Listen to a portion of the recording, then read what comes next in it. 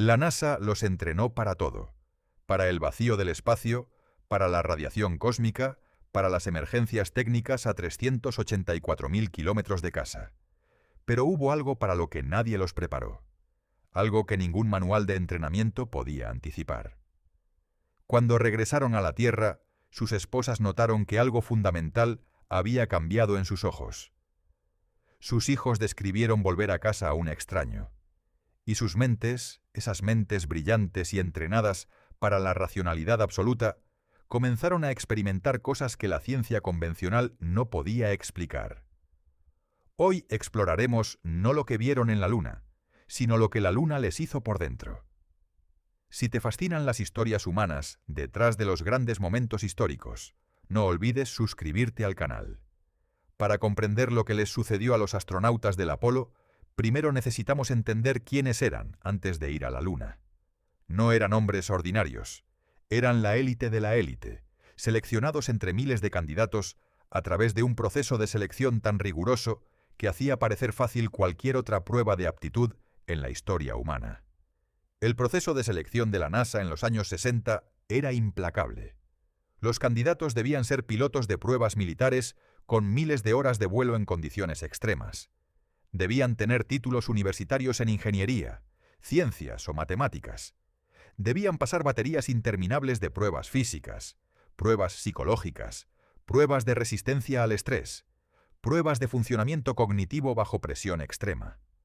De cada 100 candidatos, quizás 1 o 2 llegaban al programa.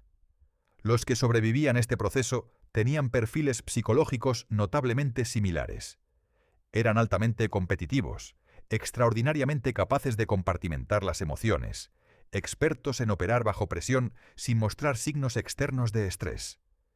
Tenían lo que el escritor Tom Wolfe llamó la materia correcta, esa combinación de valor, competencia técnica y control emocional que define al piloto de pruebas perfecto. Crucialmente, estos hombres habían aprendido a desconfiar de las emociones como guías de acción. En la cabina de un avión de combate o un cohete espacial, las emociones pueden matarte.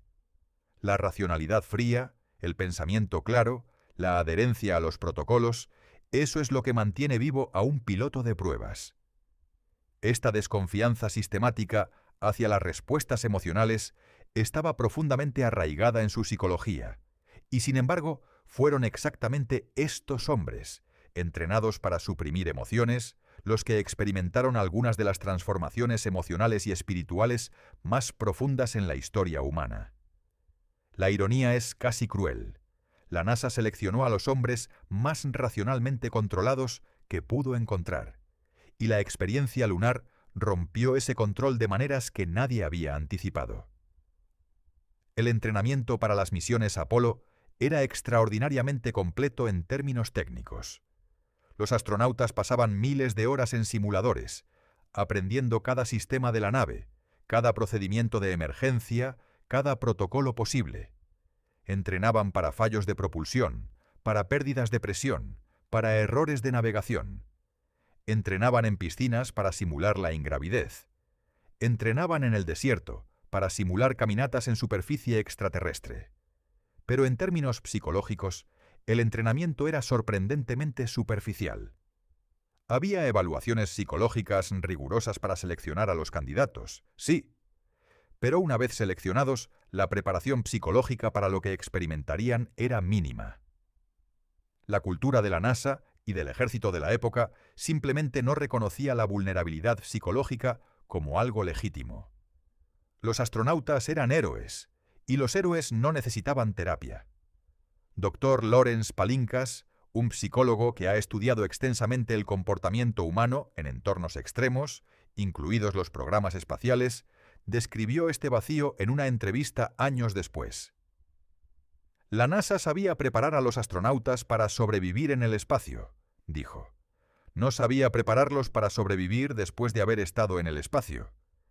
Eran dos problemas completamente diferentes, y solo reconocieron el segundo cuando ya era demasiado tarde.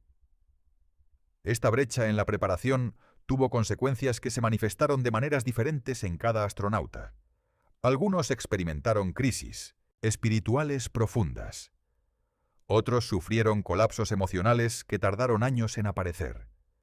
Muchos vieron sus matrimonios deteriorarse silenciosamente mientras intentaban mantener la imagen del héroe perfecto. Y casi todos lucharon con alguna versión de lo que los psicólogos modernos comenzarían a llamar síndrome de regreso. Pero antes de explorar estas historias individuales, necesitamos entender algo fundamental sobre la experiencia lunar que desencadenó todo esto. Algo que va más allá de los hechos técnicos de la misión. Algo que tiene que ver con cómo el cerebro humano procesa, o más precisamente, falla en procesar, experiencias que exceden completamente su capacidad evolutiva. El cerebro humano evolucionó durante millones de años en un entorno muy específico. Praderas africanas, bosques, costas marinas. Un mundo donde el horizonte tiene una distancia específica, donde el cielo es de un color específico, donde la gravedad es constante, donde estás siempre rodeado de otros miembros de tu especie. Nuestros cerebros son máquinas extraordinariamente sofisticadas para procesar este tipo específico de entorno, pero están completamente sin preparación para procesar la experiencia de estar en la Luna. Ver la Tierra entera como un objeto pequeño en el espacio. Experimentar el silencio absoluto de un vacío que se extiende hasta el infinito en todas las direcciones. Caminar sobre una superficie que ningún ser humano ha tocado en la historia de la vida en la Tierra. Estas no son simplemente experiencias inusuales. Son experiencias que el cerebro humano no tiene absolutamente ningún marco de referencia para clasificar. Los neurocientíficos tienen un concepto llamado esquemas cognitivos. Son los marcos mentales que usamos para interpretar nuevas experiencias, basándonos en experiencias pasadas. Cuando ves un árbol que nunca has visto, tu cerebro lo clasifica en el esquema árbol, basándose en características compartidas con árboles que has visto antes. Los esquemas cognitivos son la manera en que damos sentido al mundo. Pero, ¿qué sucede cuando experimentas algo que no encaja en ningún esquema existente?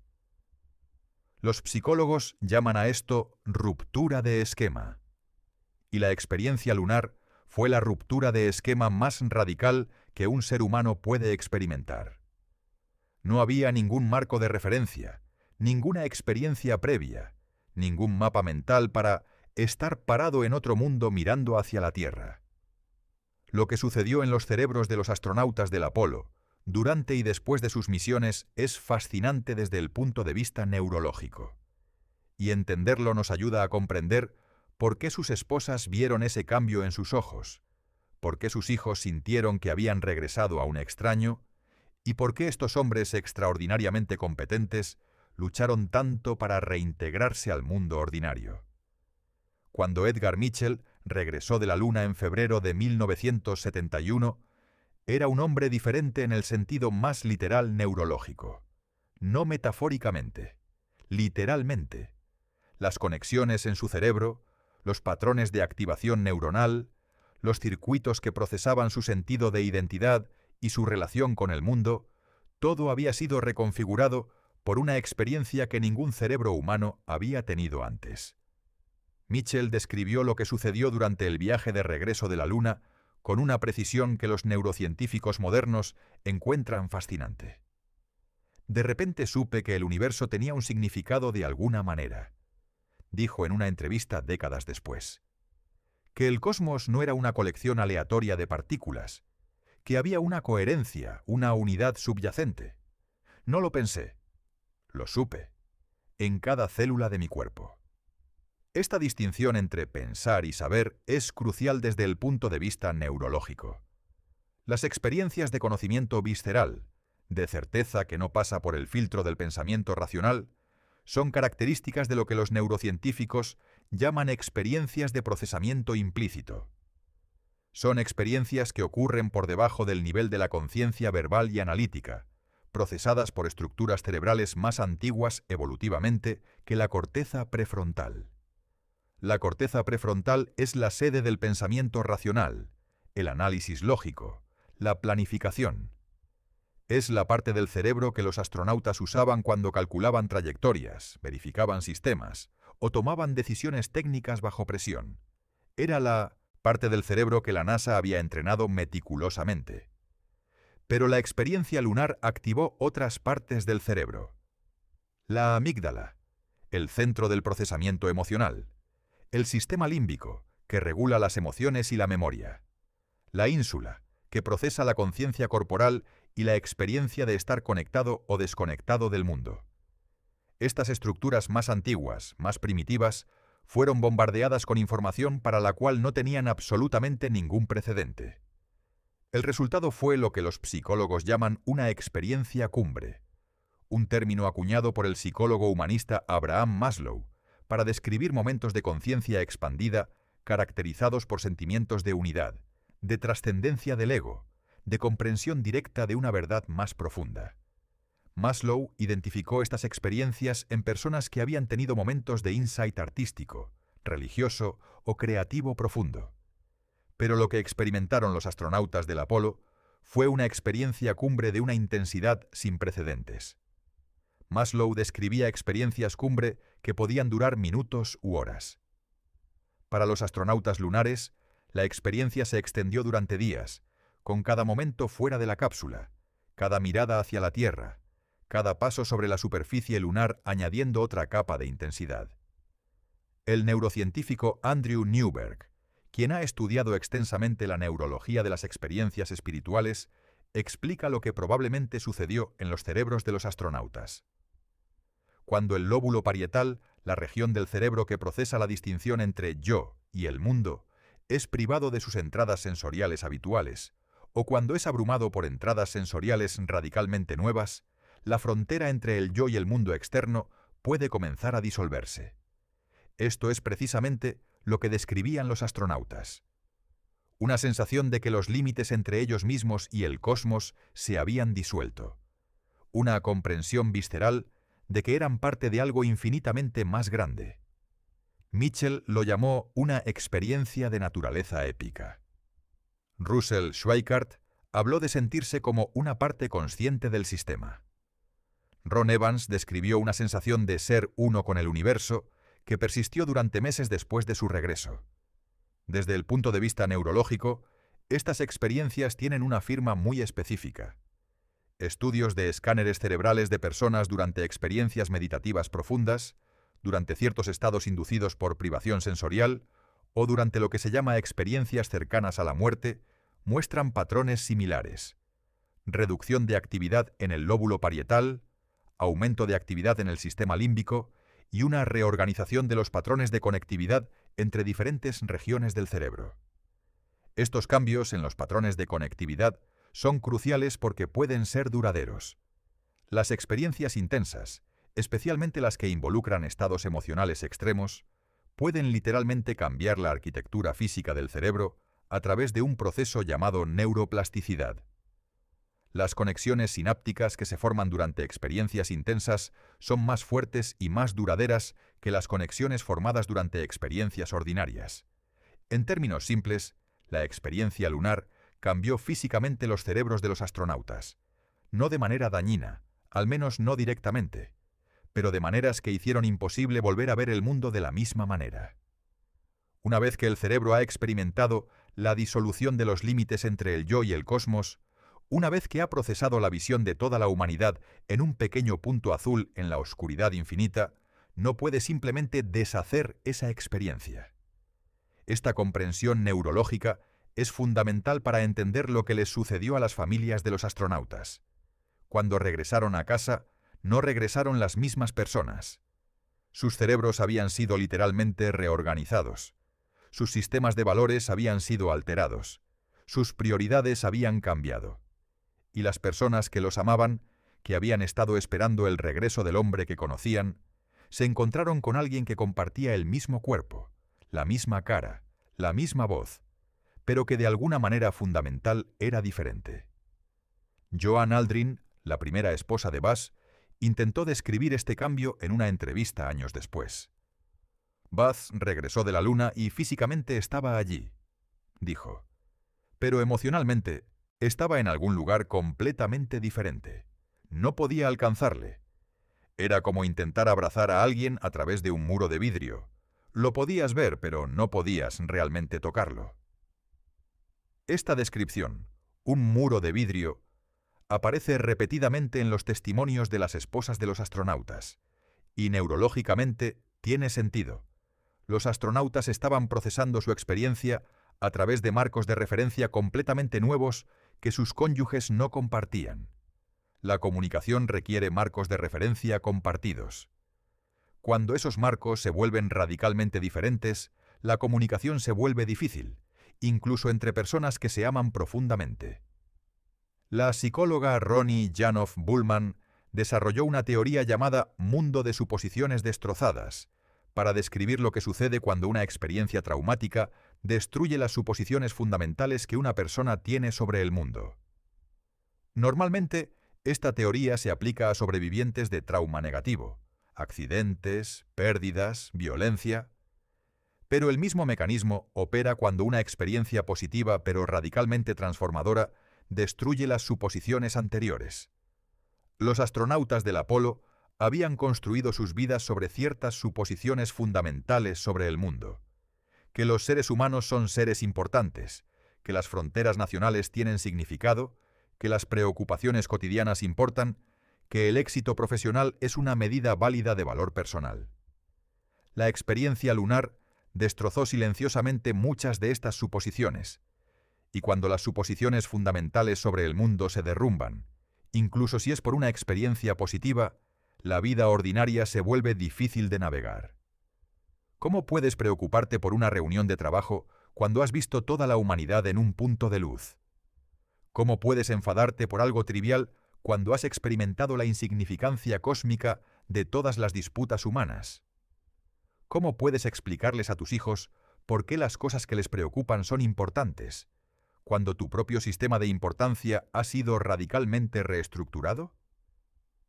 Estas preguntas no tenían respuestas fáciles, y la incapacidad de responderlas creó una distancia entre los astronautas y sus familias que en muchos casos nunca pudo ser completamente cerrada.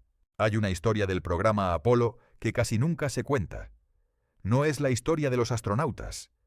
Es la historia de las personas que se quedaron en la Tierra esperándolos. Las esposas, los hijos, los padres, las personas que vieron partir a alguien que conocían profundamente y que recibieron de vuelta a alguien fundamentalmente diferente, sin ninguna explicación, sin ningún apoyo, sin siquiera el reconocimiento público de que algo había cambiado. Durante la era Apolo, la NASA tenía una política no escrita pero absolutamente clara sobre las familias de los astronautas. Debían ser perfectas. Debían sonreír para las cámaras. Debían parecer orgullosas, serenas, confiadas. Debían representar el ideal americano de la familia perfecta apoyando a su héroe. Cualquier señal de tensión, cualquier indicio de dificultad matrimonial, cualquier admisión de que las cosas no eran perfectas, podría perjudicar la carrera del astronauta. Las esposas de los astronautas entendían esto perfectamente. Muchas de ellas habían sido esposas de pilotos militares antes de que sus maridos entraran al programa espacial. Ya conocían la cultura de silencio, de fortaleza pública, de problemas privados mantenidos estrictamente en privado. La NASA simplemente intensificó esas expectativas ya existentes. Louise Glenn, esposa del astronauta John Glenn, describió esta presión en una entrevista años después. «Nos educaron para ser invisibles en cierto sentido», dijo. «Nuestro trabajo era apoyar, sonreír y no crear problemas.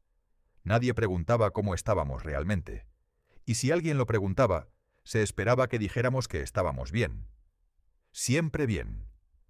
Esta cultura de silencio significó que las dificultades que enfrentaron las familias de los astronautas lunares fueron invisibles para el público. Mientras el mundo celebraba a los héroes, en las casas de esos héroes se desarrollaban dramas profundamente humanos que nadie veía. Tomemos el caso de Pat Collins, esposa de Michael Collins, el piloto del módulo de comando del Apolo 11 que orbitó la Luna mientras Armstrong y Aldrin caminaban sobre su superficie. Collins es frecuentemente olvidado en las narrativas del Apolo 11, el tercer hombre, el que no pisó la Luna. Pero desde la perspectiva de Pat, Michael regresó tan transformado como cualquiera de sus compañeros. Pat describió que Michael se volvió cada vez más introvertido después de la misión. Un hombre que ya tendía hacia la reserva se volvió aún más difícil de alcanzar emocionalmente. Había algo que nunca pudo o quiso compartir completamente, dijo Pat en una entrevista. No era hostil, no era frío, simplemente estaba en algún otro lugar parte del tiempo. Collins dejó la NASA apenas un año después del Apolo 11. Trabajó en varios cargos gubernamentales y administrativos, pero nunca volvió al espacio. En sus memorias escribió sobre la experiencia lunar con una distancia casi clínica, describiendo los hechos técnicos con gran detalle, pero siendo notablemente reservado sobre el impacto emocional. Esta reserva, este escudo de tecnicismo frente a la vulnerabilidad emocional, es característica de muchos de los astronautas del Apolo cuando escribían sobre sus experiencias. La historia de los hijos de los astronautas es igualmente reveladora y mucho menos conocida. Estos niños, que tenían entre 5 y 15 años durante las misiones Apolo, crecieron en una situación extraordinariamente difícil. Sus padres eran héroes nacionales, sus familias vivían bajo el escrutinio constante del público y los medios, y al mismo tiempo, en casa, lidiaban con padres que habían regresado de algún lugar inalcanzable. Mark Aldrin, hijo de Buzz, habló sobre su experiencia de crecer como hijo de un astronauta lunar en un documental años después. Cuando mi padre regresó de la Luna, yo tenía 12 años, dijo. Y recuerdo pensar que algo había cambiado. No podía identificar exactamente qué. Era más como una sensación, como si hubiera una parte de él que había quedado allá arriba, en la Luna, y que nunca había regresado completamente. Esta sensación de una parte que se quedó allá arriba aparece repetidamente en los testimonios de los hijos de los astronautas. Es una manera intuitiva y poética de describir algo que los psicólogos entienden en términos de disociación parcial, la sensación de no estar completamente presente en el propio cuerpo, o en el propio entorno. La disociación es un mecanismo de defensa que el cerebro usa para manejar experiencias abrumadoras. En su forma más leve es simplemente estar en las nubes, ensimismado en pensamientos. En formas más severas puede implicar sentimientos de irrealidad, de que el mundo no es completamente real, o de que uno mismo no es completamente real. Muchos astronautas describieron episodios de este tipo después de sus misiones. Buzz Aldrin fue notablemente honesto sobre esto en sus memorias. Describió períodos en los que se sentía como si estuviera observándose a sí mismo desde fuera, como si su vida fuera una película de la que era actor, pero en la que no tenía completamente invertida su presencia. Esta forma de disociación, combinada con la depresión que desarrolló y su creciente dependencia del alcohol, creó un ambiente doméstico que era difícil para todos los que lo rodeaban. Joan Aldrin finalmente se divorció de Buzz en 1974, 5 años después de la histórica misión del Apolo 11. En entrevistas posteriores, Joan fue cuidadosa de no culpar directamente a la experiencia lunar por el fracaso del matrimonio. Pero tampoco negó que algo había cambiado fundamentalmente en Buzz después de la Luna, algo que nunca pudo ser completamente reparado. El caso de los Duke es quizás el más dramático y, en última instancia, el más esperanzador en términos de la recuperación familiar. Charlie Duke, el 10º hombre en caminar sobre la Luna, era por todos lados externos el astronauta perfecto, competente, carismático, con una carrera en ascenso brillante. Pero detrás de esa fachada impecable, su matrimonio con Dottie se estaba desmoronando silenciosamente. Dottie Duke habló con una franqueza extraordinaria en su autobiografía sobre lo que vivió durante y después de las misiones espaciales de Charlie. El programa espacial era como una amante, escribió. Consumía a Charlie completamente. Había poco espacio para mí o para los niños. Éramos los actores secundarios en la historia del gran héroe. Pero fue después del regreso de la Luna cuando las cosas se volvieron verdaderamente difíciles.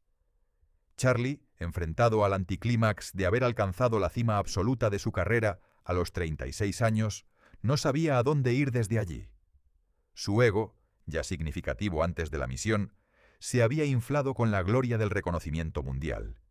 Y esa inflación egoica creó una distancia entre él y su familia, que Dottie describe como insuperable en ese momento.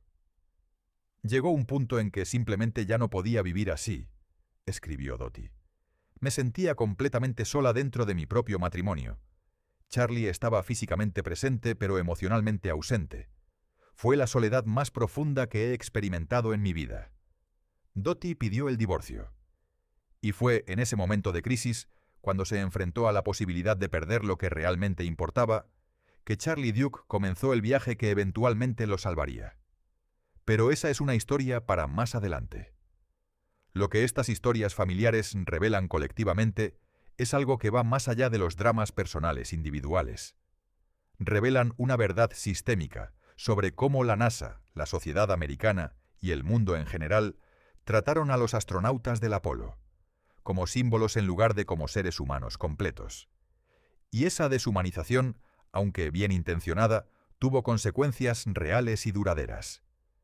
Los astronautas fueron puestos en pedestales tan altos que admitir cualquier dificultad se sentía como una traición al papel que se esperaba de ellos, y sus familias fueron relegadas a telones de fondo decorativos en la narrativa heroica, ignoradas como personas con sus propias experiencias, sus propias luchas, sus propios traumas.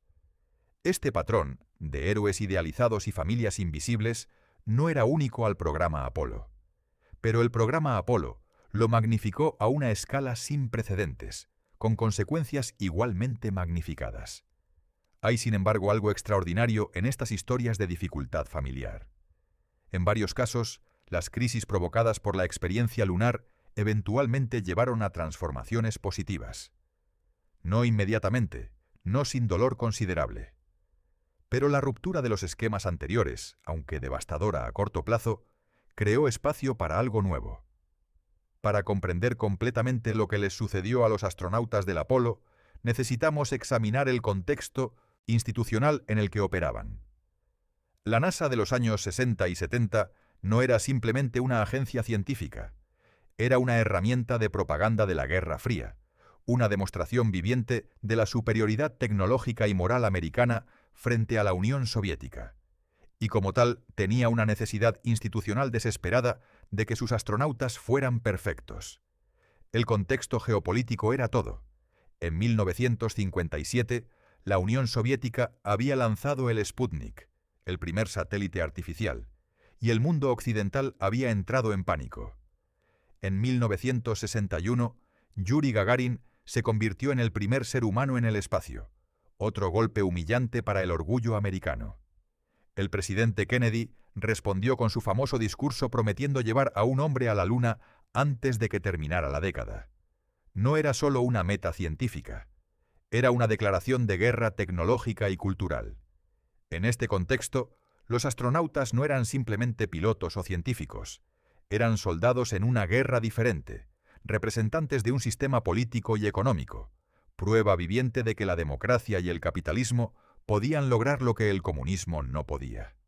La presión sobre ellos para ser impecables, para no mostrar debilidad, para ser en todo momento el ideal del héroe americano, era inmensa y venía desde los niveles más altos del gobierno. Esta presión se manifestaba de maneras concretas y específicas. Los astronautas tenían contratos de exclusividad con la revista Life para sus historias personales. A cambio de pagos significativos, Life tenía acceso exclusivo a las familias y a las historias personales de los astronautas. Pero este acceso venía con restricciones implícitas. Las historias debían ser positivas, inspiradoras, heroicas. Life no publicaría nada que pudiera manchar la imagen del programa. Esta situación creaba un círculo vicioso. Los astronautas sabían que sus historias personales, incluyendo cualquier dificultad psicológica o matrimonial, eran potencialmente propiedad pública. Y esa conciencia los hacía aún más propensos a suprimir y ocultar sus luchas, creando una capa adicional de presión sobre unas mentes ya sobrecargadas.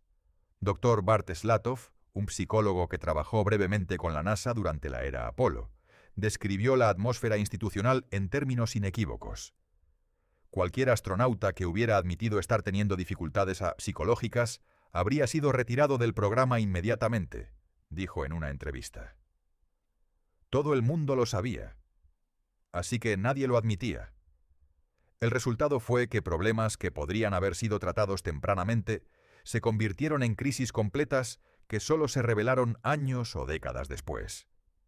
Este ambiente de silencio institucional no era exclusivo a los astronautas.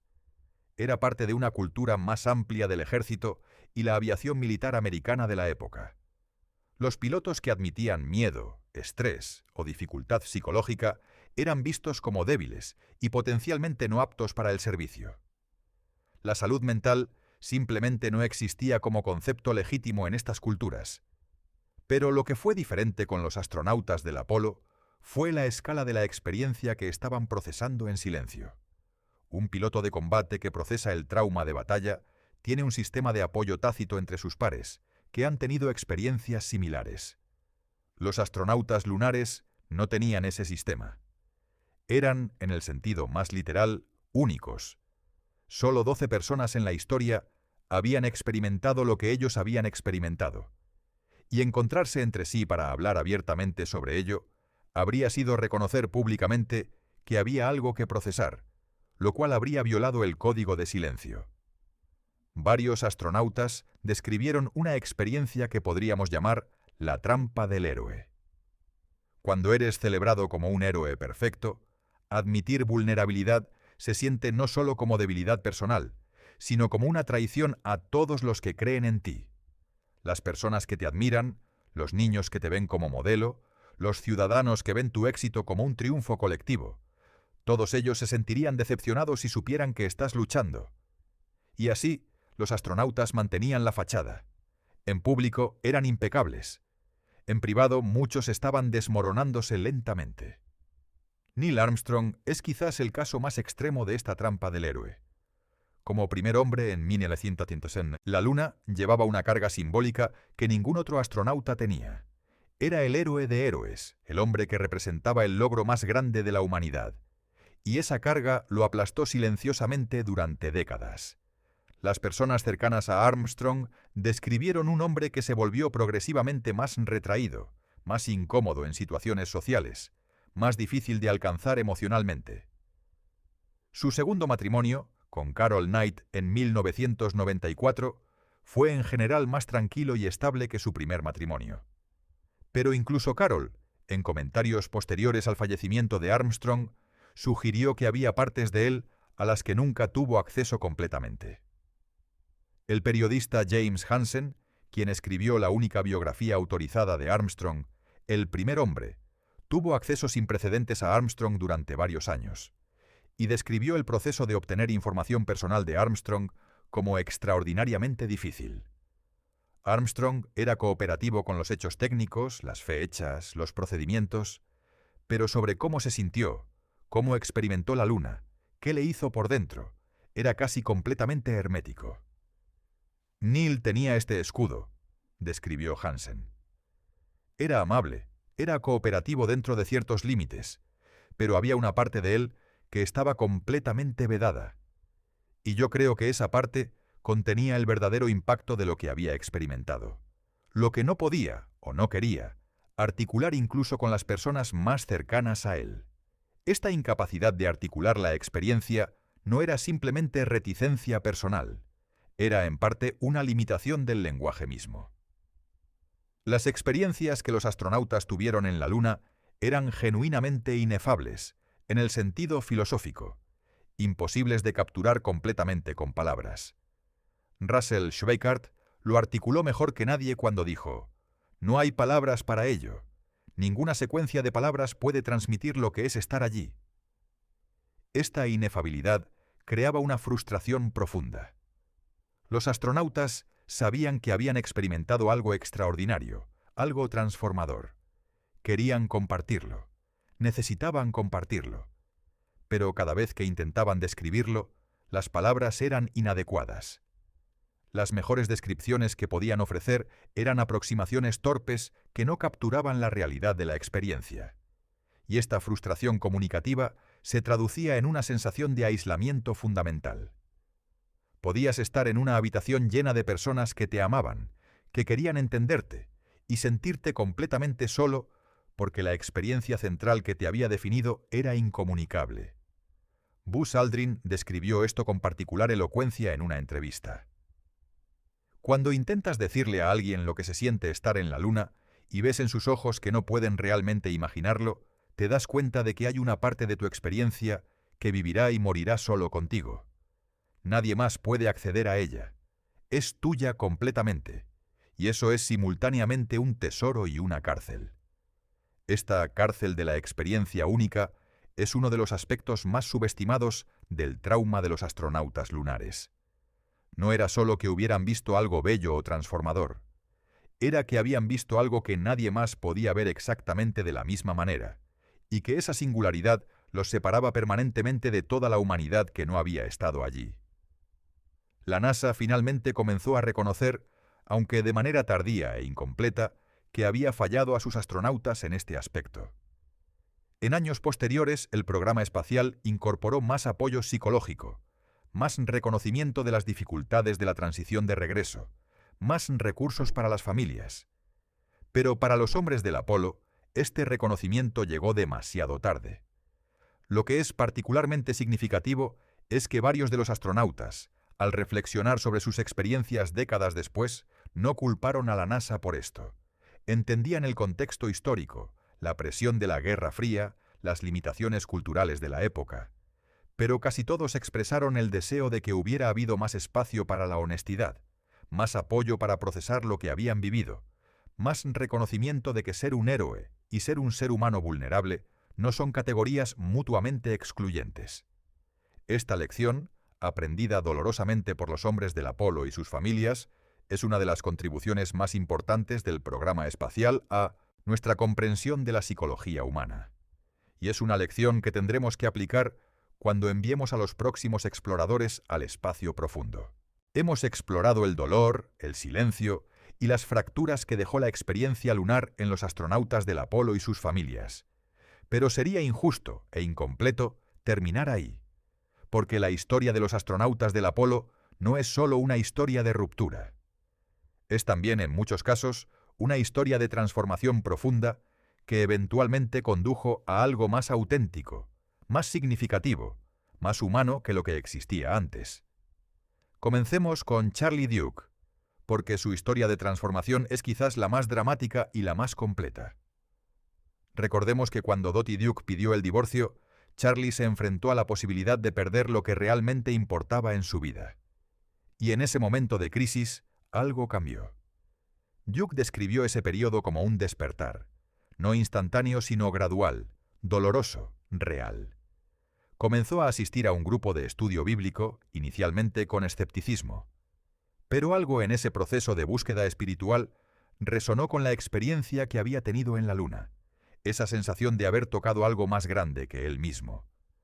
La fe que comenzó a desarrollar no era la fe fácil del hombre que nunca ha cuestionado nada. Era la fe del hombre que ha visto el cosmos desde el exterior y ha regresado preguntándose qué significa todo eso. Charlie y Dottie no solo evitaron el divorcio, reconstruyeron su matrimonio desde sus cimientos, creando algo más profundo y más honesto que lo que tenían antes. Décadas después, Dottie describía su matrimonio como el mejor capítulo de nuestra vida. Y Charlie hablaba de su experiencia lunar no como algo que lo había roto, sino como el catalizador que eventualmente lo llevó a descubrir lo que realmente importaba. La transformación de Buzz Aldrin fue diferente pero igualmente real. El proceso fue mucho más largo y doloroso, a través de años de depresión, alcoholismo, múltiples matrimonios fallidos. Pero Aldrin eventualmente encontró estabilidad, sobriedad y un propósito renovado. En los últimos años de su vida, se convirtió en uno de los defensores más apasionados de la exploración espacial continua, trabajando incansablemente para inspirar a nuevas generaciones de exploradores.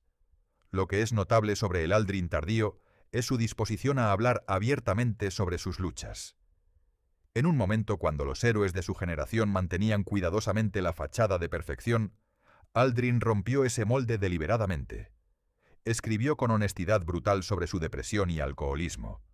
Habló públicamente sobre sus matrimonios fallidos, y al hacerlo, paradójicamente, se convirtió en un tipo diferente de héroe, uno que inspiraba no por su perfección, sino por su humanidad. Edgar Mitchell tomó el camino más radical de todos. Después de su experiencia mística durante el regreso de la Luna, dedicó el resto de su vida a explorar la naturaleza de la conciencia, la realidad de las experiencias espirituales y la posibilidad de una ciencia que pudiera acomodar tanto los datos empíricos como las experiencias subjetivas profundas. Fundó el Instituto de Ciencias Noéticas con la intención de crear un puente entre la ciencia y la espiritualidad. Muchos de sus colegas científicos lo miraban con escepticismo o incluso con lástima. Pero Mitchell era imperturbable. «He estado en el espacio», decía. «He visto la Tierra desde allá afuera. Si esa experiencia me dice que hay más en la realidad de lo que la ciencia convencional reconoce, entonces mi responsabilidad es seguir esa pista donde quiera que lleve». La actitud de Mitchell representa algo importante sobre cómo la experiencia lunar transformó a los astronautas. No los hizo menos racionales o menos científicos. Los hizo incapaces de aceptar que la racionalidad y la ciencia convencional eran suficientes para capturar la totalidad de la experiencia humana. Habían tocado algo que excedía esos marcos, y no podían fingir que no lo habían tocado.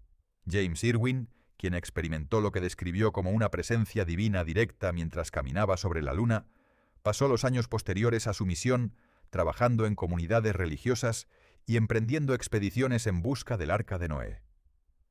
Para muchos observadores externos, esto parecía una caída desde la racionalidad hacia el misticismo. Pero desde la perspectiva de Irwin, era perfectamente coherente. Había experimentado algo en la Luna que su marco científico anterior no podía contener. Y había encontrado un nuevo marco, uno espiritual, que podía. Lo que une las diferentes transformaciones de estos hombres, desde la fe religiosa de Duke e Irwin hasta el misticismo científico de Mitchell, hasta la honestidad radical de Aldrin, es algo que los psicólogos llaman crecimiento postraumático. Este concepto, desarrollado por los psicólogos Richard Tedeschi y Lawrence Calhoun en los años 90, describe el fenómeno de personas que después de pasar por experiencias profundamente perturbadoras, emergen no simplemente recuperadas, sino genuinamente transformadas en maneras positivas. El crecimiento postraumático no significa que el sufrimiento fue bueno o deseable. Significa que dentro del sufrimiento, y a través de él, pueden surgir cosas valiosas. Una apreciación más profunda de la vida, relaciones más auténticas, una mayor fortaleza personal, nuevas posibilidades que antes no eran visibles y un enriquecimiento espiritual o existencial. Los astronautas del Apolo exhiben estas características de manera casi universal cuando los examinamos a través de esta lente. Las esposas y familias que sobrevivieron y reconstruyeron sus relaciones con estos hombres transformados también experimentaron su propio crecimiento. Dottie Duke describió que el proceso de crisis y reconstrucción la convirtió en una persona más fuerte, más clara sobre sus propios valores y necesidades. Los hijos de los astronautas que hablaron abiertamente sobre sus experiencias describieron un orgullo complejo hacia sus padres, que incluía reconocimiento de sus luchas tanto como de sus logros. Hay también una dimensión más amplia de crecimiento que vale la pena reconocer. Los testimonios honestos de astronautas como Aldrin sobre sus luchas con la salud mental contribuyeron de manera modesta pero real a cambiar la conversación cultural sobre la salud mental en América. Si un héroe nacional, un hombre que había caminado sobre la Luna, podía admitir que había luchado contra la depresión y el alcoholismo, entonces quizás otros hombres podían también admitir sus propias vulnerabilidades. En ese sentido, el lado oculto de los astronautas del Apolo, las luchas que mantuvieron en secreto durante años y que eventualmente revelaron, se convirtió en una contribución diferente pero igualmente valiosa a la humanidad.